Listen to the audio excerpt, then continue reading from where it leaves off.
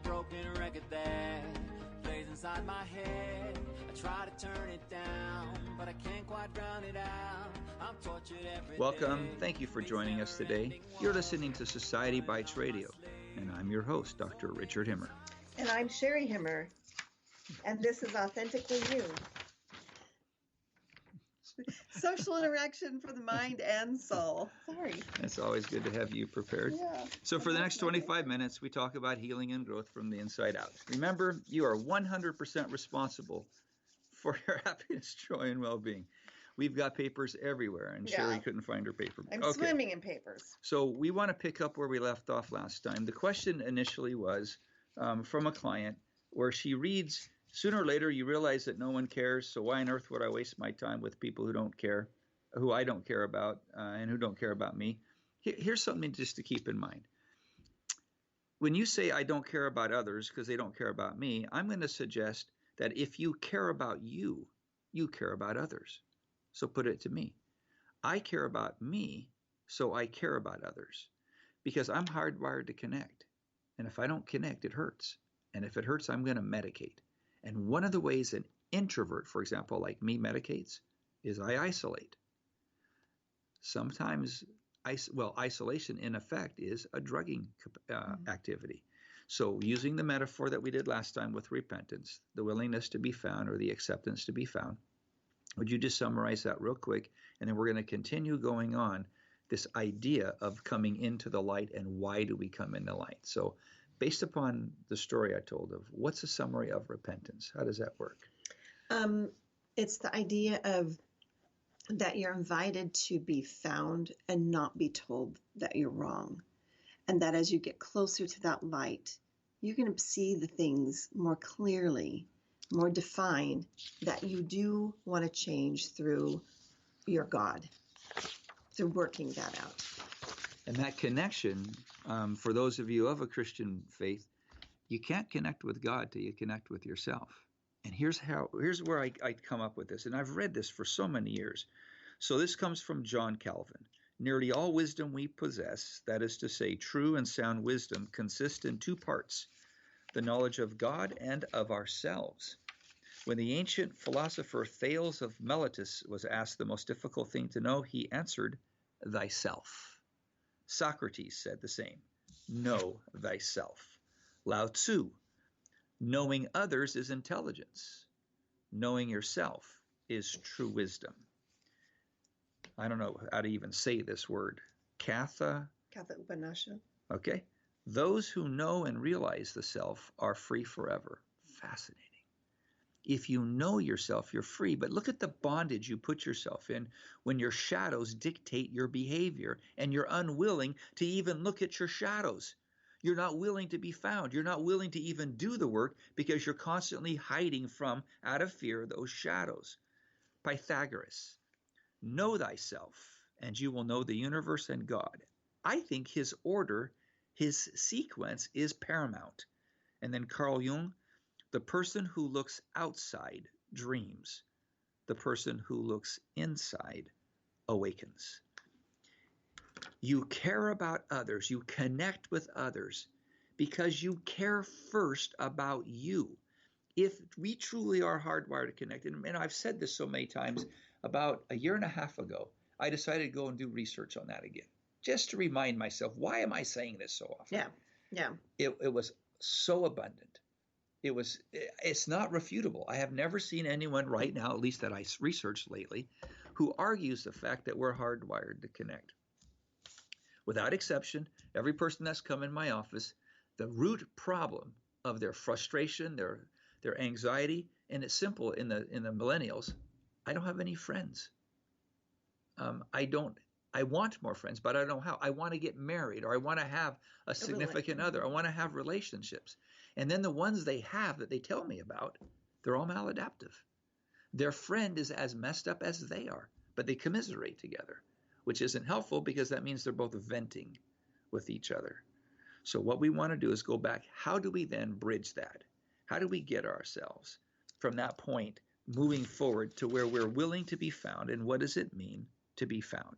So the law of reciprocity becomes a really cool process to follow. If I want to connect with others, I need to learn how to connect with them so they feel like someone cares. Um, Going back to our conversation when I was explaining to Lee that nobody really cares, and she just looked at me. I can again hear her. She goes, "So what you're telling me, Richard, is nobody gives a damn about me?" I said, "Yeah, pretty much. The only way they do is if they know you care about them. There's the law of reciprocity. So if you actually reach out to others, and this is why it's so fascinating with the awareness journal, people start realizing no one's asking them questions because for the first time in their lives, they've been following rules of engagement for behavior. No unsolicited criticism, no unsolicited judging, sarcasm, and relating. And so people will oftentimes go, "And what do you talk about? What do you say? That's all I know how to do because that's all I've been taught." And that's where they start realizing, wow, nobody's asking me questions here. Nobody cares about me. No, they care about you. But they're so focused on themselves because they're in a lot of pain. Reach out to them. Invest. You have to invest a little bit of trust, a little bit of vulnerability in order to get a return on said investment. You have to spend money to make money, as the saying goes. You have to trust to be trusted. So what you're going to trust is in your own ability to reach out and be present, to be neutral, to care about someone else, to listen to what they have to say. Give them that 15 minutes of service that I think is the greatest service you can give mankind.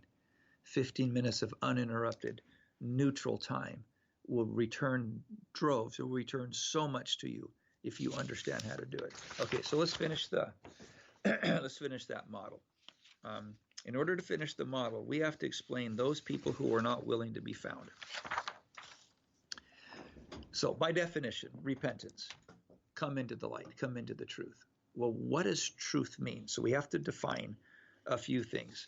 So we are first discuss what does it mean to have an underground truth. So my wife's going to go ahead and read the definition of 3 truths, starting with official truth. Okay. So when we talk about truths, there's the official truth, and that's the truth that is for public consumption, the truth you discuss with anybody. So we're happy when we show up in social events, all the kids are well behaved. They're dressed accordingly. No hair is out of place. It's the answer you give when people say, "So how are you guys doing?" We're fine. "Oh, we're great." Yeah, we're great. Yeah. It's what you want people to know because you really don't want them to know. Right. Okay. The second is the ground truth.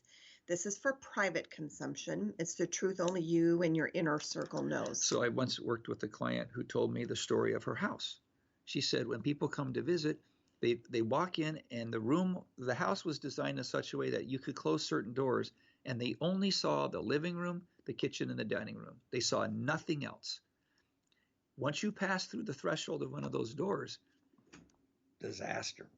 As long as you stayed in that area where everyone was well behaved, you never questioned mom and dad. You actually were not permitted to be heard.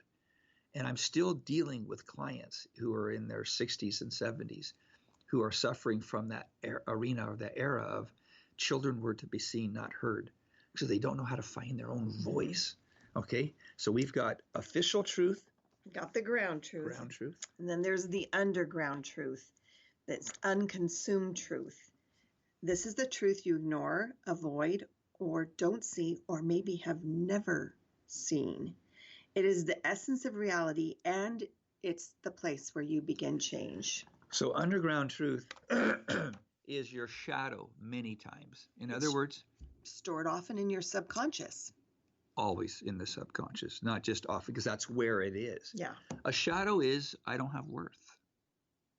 Let me go back a step. This happens oftentimes when I deal with people who are familiar with organized religion. In organized religion, we're so heavily focused on the sin that we don't even talk about the shadow. We want to know that you don't do X. So pornography would be an example. Yeah, it's just the behavior. So they'll isolate the men and they'll talk to the men and say, hey, look, you guys, you shouldn't be doing pornography. If you do, you're treating your wife wrong. And the women are isolated and say, you guys are wonderful. You're the greatest things. And if your husbands do this, this is wrong. So you're really clarifying that there's a difference between the action of sin and a shadow. Correct. I'm arguing that the sin itself is simply a manifestation of the shadow and not the big deal. It's the symptomatic. And from a Christian standpoint, the atonement of Christ covers the sin, right? So we got that addressed. What we want to know is, what is your shadow?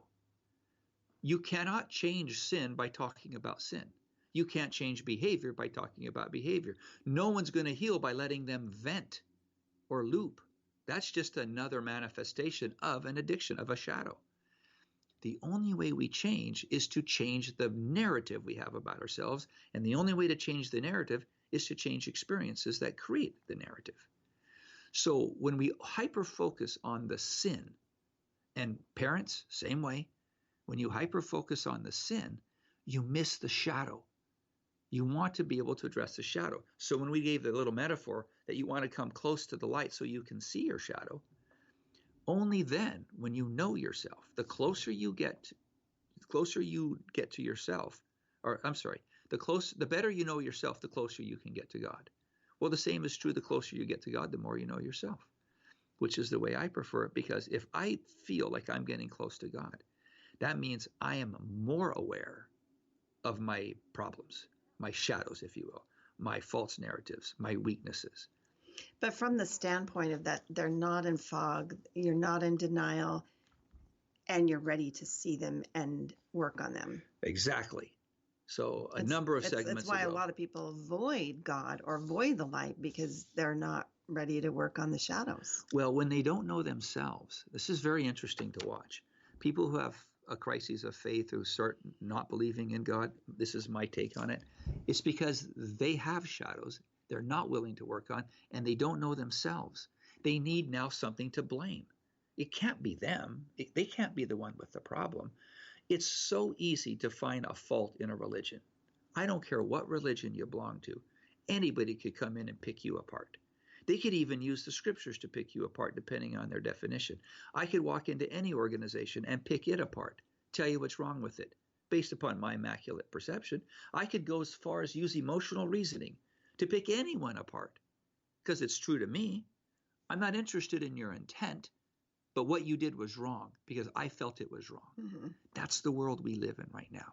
And people who manifest that type of mindset, that I don't care what your intent was, I only care how I felt about what you said, that's a shadow in full bloom. Everyone can see that shadow, but you're the only one who can't, because you're hiding from that light. You're not willing to be found. An over-focus on the symptoms of the shadow is the rigidity that pushes people away from finding health and happiness. Okay, my number one observation, and someone in this, is of the 5 competencies of emotional intelligence, the unconscious incompetent. I've renamed it. I've called it the broken paradox. So you've got 2 aspects of it. You've got the engineer mindset and the emotional unicorn. So if you'd be good enough to start the process with the engineer, I'll cover the emotional unicorn. So just start there. There are these 2 categories within the unconsciously incompetent: the engineer mindset, and 2, the drama queen. The engineers are stuck in their heads, and the drama queens are bogged down in their pain bodies. This is neither a male or female dominant process, as both genders share in this challenge. So just because we use queen, or most people think engineers are men, that's not true. That is actually right. Those stuck in their heads hide behind their intelligence, their IQ, facts, and positional power. They look down upon people whose emotions are, or even manifest emotions. They believe that life is best navigated through logic and reason only. Unconsciously incompetents are often figuratively isolated in a room of people. They are socially challenged, low in empathy, and frustrated with their inability to connect. They are not aware that their perception of superiority does not foster or deepen relationships. The underground truth is that unconsciously incompetents are driven by emotions, predominantly fear,